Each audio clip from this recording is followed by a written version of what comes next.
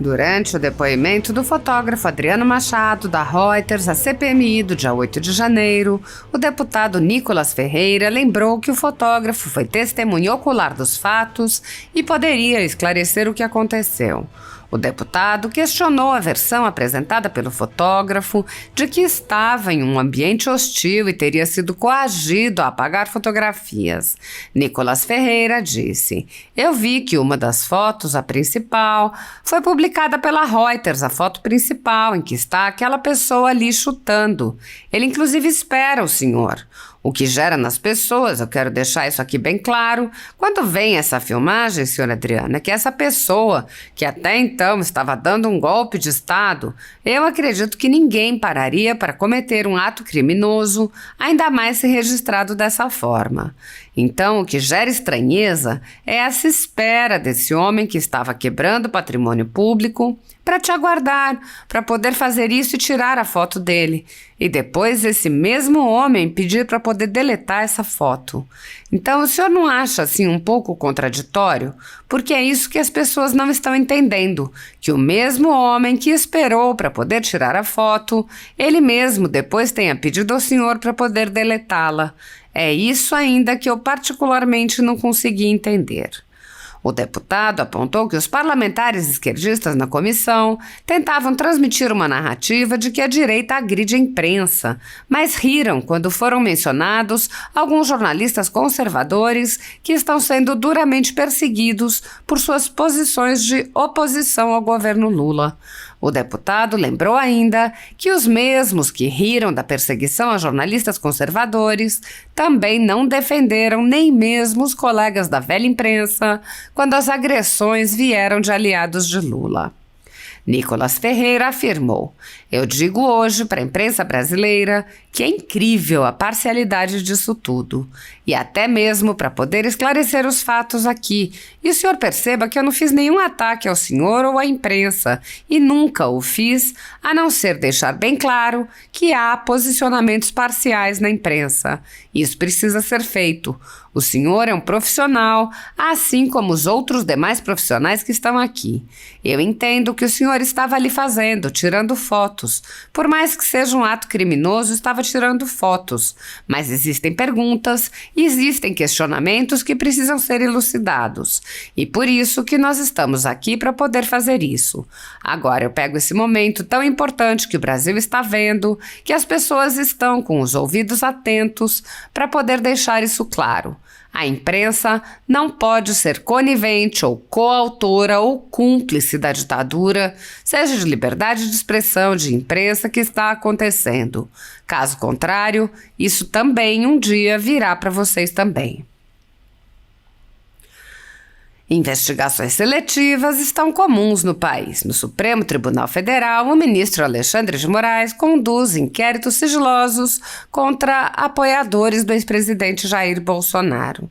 Em um desses inquéritos, a sede da Folha Política foi invadida e todos os equipamentos do jornal foram apreendidos. Após a Polícia Federal atestar que não havia motivos para qualquer indiciamento, o inquérito foi arquivado a pedido do Ministério Público, mas o ministro abriu outro inquérito de ofício e compartilhou os dados do inquérito arquivado. Atualmente, a renda do jornal está sendo confiscada a mando do ministro Luiz Felipe Salomão, ex-corregedor do Tribunal Superior Eleitoral, em atitude que foi elogiada pelos ministros Luiz Roberto Barroso, Alexandre de Moraes e Edson Fachin. Há mais de 25 meses, toda a renda de jornais, sites e canais conservadores está sendo retida sem qualquer base legal. Se você apoia o nosso trabalho e pode ajudar a Folha Política a continuar funcionando, doe qualquer valor através do QR Code que está visível na tela ou através do código Pix ajude@folhapolitica.org. Caso não utilize Pix, há a opção de transferência bancária para a conta da empresa Raposo Fernandes, disponível na descrição deste vídeo e no comentário fixado no topo. Há 10 anos, a Folha Política vem mostrando os fatos da política brasileira, enfrentando a espiral do silêncio imposta pelo cartel de mídia que pretende controlar o fluxo de informações no Brasil. pix@ajude@folhapolitica.org. Assista. Senhor presidente, boa tarde. Boa tarde, senhor Adriano. Boa tarde. Obrigado por estar aqui, né, elucidando os fatos. O senhor não está aqui, né, como investigado, está aqui como testemunha. De fato, é importante o seu testemunho, afinal de contas, o senhor estava no meio de um atentado, né, de uma quebradeira, de uma baderna, e é importante, né, a fala aqui do senhor para poder esclarecer alguns fatos.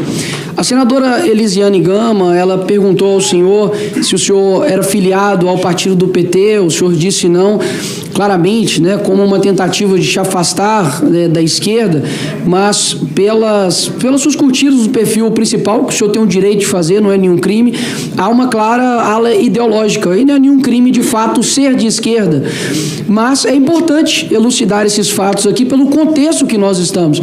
Então o senhor ali inclusive já, né, solicitou fotos, já cedeu, né, fotos para o MST, para o então vice-presidente Alckmin, curtidas ali ao então filho do atual presidente da República. Enfim, é somente para elucidar, por não fazer uma tentativa de te afastar de um espectro político, mas enfim, é só para deixar claro isso daqui. Eu gostaria, senhor Adriano, que o senhor, por gentileza, respondesse como foi o trajeto, desde que você chegou até o momento onde você tirou aquelas fotos que foram mostradas aqui nos vídeos, até o momento da sua saída, por gentileza. Como eu disse, eu estacionei ali no Ministério da Justiça, atravessei ali entre o Ministério da Justiça e o Ministério aquele primeiro ministério, e desci a esplanada. O bloqueio ali próximo ao Congresso Nacional aqui já estava, as pessoas já tinham entrado no Congresso, e de cima da rampa eu vi que as pessoas estavam entrando e tinham entrado ali no Palácio do Planalto. Foi quando eu desci, porque estava tendo um embate ali entre a polícia e eles, ali em frente ao Palácio do Planalto, próximo ao sinal, e eu fui para a rampa porque a rampa ficava numa área lateral da linha, né? Uhum. Quando tinha um tiro, aquela ação de manifestação, aí eu fiquei na rampa, foi nesse momento. Durante todo esse trajeto, o senhor sofreu alguma hostilização por parte daquelas pessoas? Sim. Mas e ainda assim, como o senhor conseguiu chegar até esse momento para poder tirar essas fotos? Excelência, nós somos treinados pela Reuters. E dentro desse treinamento existe posições e comportamento para que possamos nos desvencilhar de certo tipo de agressão. É que o senhor disse que o senhor estava sentindo um atentado com a sua própria vida, nas suas palavras, correto? Alguns lugares... Em alguns lugares, sim. O senhor, inclusive, chegou a mencionar na resposta do deputado federal Eduardo Bolsonaro de que havia uma pessoa com um taser. Sim. Correto? Aquela... Sim, um taser. Em qual local foi isso? O senhor sabe descrever pra gente? Foi ali no segundo andar do Palácio do Planalto. Há câmeras nesse andar, correto? Não sei. O senhor me lembra mais ou menos o tempo, o horário que foi isso? Foi depois disso, não sei... Foi depois das fotos, então? Foi. Tá, é válido a gente verificar, claro que o senhor está como testemunho, porque é uma pessoa, né, o senhor disse, inclusive, se esquivou, né, para poder fugir dela, porque ela estava tentando. É importante a gente... Iremos verificar essas suas falas. O senhor disse que essas pessoas, eles pediram para o senhor deletar as fotos, correto? Sim, senhor. O senhor, ele se deu satisfeito após o senhor deletar algumas fotos somente? Sim. Porque eu vi que uma das fotos, a principal... Só um minutinho, por gentileza. Eu vi que o senhor foi publicado, né, pela Reuters, a foto principal, né, que está aquela pessoa ali chutando, ele inclusive espera o senhor. O que gera nas pessoas, eu quero deixar isso aqui claro, quando veem essa filmagem, senhor Adriano, é que essa pessoa que até então estava dando um golpe de Estado, eu acredito que ninguém pararia para poder... cometer um ato criminoso, ainda mais ser registrado dessa forma. Então, o que gera estranheza é essa espera deste homem, né, que estava quebrando ali patrimônio público, para te aguardar, para poder fazer isso e tirar a foto dele, e depois esse mesmo homem pedir para poder deletar essa foto. Então, o senhor não acha, assim, um pouco contraditório, porque é isso que as pessoas não estão entendendo, de que o mesmo homem que esperou para poder tirar a foto, para que ele mesmo depois peça ao senhor para poder deletá-lo. É isso ainda que eu, particularmente, não consegui entender. Excelência, eu estava num canto ali da próxima entrada do acesso ao gabinete, ali daquele corredor, e eu fiquei de uma maneira discreta ali. Inclusive, quando eles chegam naquele primeiro momento, eles não me veem.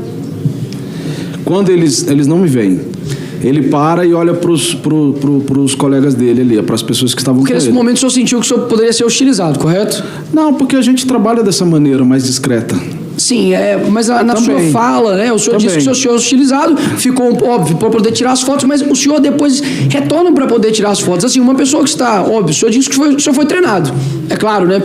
Mas uma pessoa que está sentindo um atentado ali à sua vida, obviamente está tentando ali fazer o seu trabalho, eu quero juntar isso só com a narrativa que está sendo colocada aqui pela esquerda, de que em um momento onde pessoas ali estão tentando dar um golpe de Estado, elas estão se preocupando com isso. É só isso que eu quero compreender. De que como este homem que aguardou o senhor para tirar foto, depois esse mesmo homem preocupa, pede para poder o senhor deletar essa foto e o agradece como se em um determinado momento eram bolsonaristas, agressores de jornalistas, e no mesmo momento ele muda o seu espectro, né, ele muda o seu clima e fala: valeu, parceirão, tamo junto aí, obrigado por ter deletado a foto, pode continuar seu trabalho. Eu só quero dizer o seguinte, talvez o senhor esteja até correto em suas respostas. Eu só estou querendo deixar claro que a narrativa que a esquerda está tentando utilizar, ela é falsa até mesmo por conta disso. Nós vimos aqui a própria Elisiane Gama mostrando vídeos anteriores do então presidente Bolsonaro atacando jornalistas, como se isso fosse um precedente de tudo que aconteceu ali com você, sendo que você saiu ileso. O senhor sofreu alguma agressão durante todo o tempo que o senhor estava ali? Agressão física? Agressão física. Física, não. Não, nenhuma agressão física. Tá bem. Era só isso que, nesse momento, eu gostaria de perguntar. Agora, eu quero elucidar aqui algumas coisas, esclarecer algumas coisas. Quando foi dito aqui a respeito de outros demais jornalistas, senhor Adriano, o senhor tem uma vasta experiência, né? O senhor tem mais de 20 anos aí como jornalista. Quando outros deputados, senadores disseram que a respeito de outros jornalistas que foram perseguidos, como, por exemplo, Rodrigo Constantino, Paulo Figueiredo, o Alan dos Santos, o próprio Terça Livre, houve risadas, sabe, de deboche, como se essas pessoas não são jornalistas. Sendo que essas pessoas aqui, como Rodrigo Constantino e Paulo Figueiredo, tiveram cancelados seus passaportes. O Terça Livre, por exemplo, foi fechado, e eu duvido alguém aqui falar o porquê. O Alan dos Santos, por exemplo, tem um mandado de prisão, houve busca e apreensão no Terça Livre sem encontrar absolutamente nada. E boa parte desta imprensa está aqui, inclusive, como te prestando um apoio, não acho nenhum erro nisso, mas te prestando um certo apoio.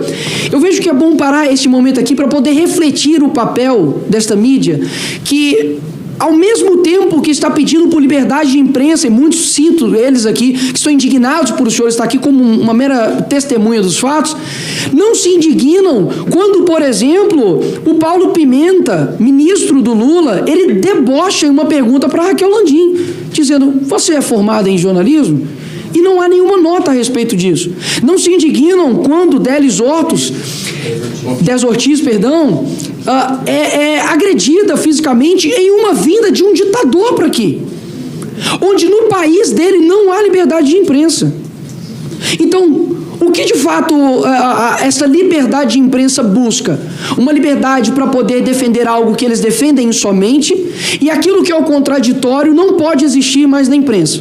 Porque quando é um pessoal de direita, é extremista, bolsonarista, como estão tentando colocar aqui nas pessoas barneirenses que cometeram crimes. Agora, quando é um ditador que vem até aqui, senhor Adriano, tratam ele como quase que um democrata.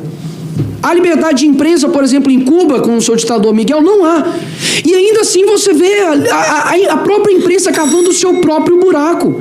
Eu digo hoje para a imprensa brasileira de que é incrível a parcialidade disso tudo. E até mesmo para poder esclarecer os fatos aqui, o senhor perceba que eu não fiz nenhum ataque ao senhor ou à imprensa, e nunca o fiz, a não ser deixar bem claro que há posicionamentos parciais na imprensa, e isso precisa ser feito. O senhor é um profissional, assim como os outros demais profissionais que estão aqui. Eu entendo que o senhor estava ali tirando fotos, por mais que seja um ato criminoso, estava tirando fotos, mas existem perguntas, existem questionamentos que precisam ser elucidados, e por isso que nós estamos aqui para poder fazer isso. Agora, eu pego esse momento tão importante que o Brasil está vendo, que as pessoas estão, com os ouvidos atentos, para poder deixar isso claro. A imprensa não pode ser conivente agente, ou coautor, ou cúmplice da ditadura, seja de liberdade de expressão, de imprensa, que está acontecendo. Caso contrário, isso também um dia virá para vocês também. Estou satisfeito. Obrigado, presidente. Muito obrigado, deputado. Com a palavra, o próximo orador inscrito,